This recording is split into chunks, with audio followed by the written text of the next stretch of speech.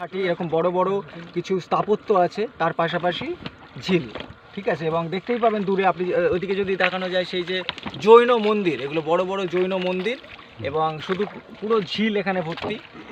আর পাশাপাশি অনেক এখানে তোমার যেটা উলু বন বলা হয় সেরকম বন আছে, যেগুলো আমরা একটু আগে দেখছিলাম, শ্যাওলা। তো সেই শ্যাওলা বন কিন্তু এখানে ভেতরে প্রচুর আছে।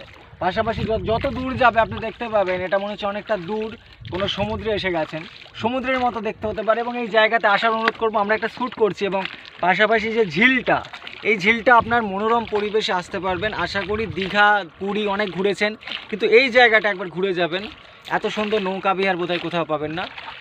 আর এর সঙ্গে সঙ্গে আপনাদের জন্য অনুরোধ করি, আপনারা আসবেন কিভাবে, রঘুনাথপুর নামবেন। রঘুনাথপুর যে স্টেশন, বা আপনি রাস্তায় আসতে পারেন। রঘুনাথপুর থেকে কিছু না, একটা গাড়ি ভাড়া করবেন, কিন্তু আপনি যদি বুকিং করেও আসতে পারেন, সেখানে এসে আপনি তেলকুপি কাউকে বলতে পারেন, কিন্তু একটু সমস্যা হতে পারে। অবশ্যই সমস্যা তো হবে ভালো জায়গায় আসতে গেলে।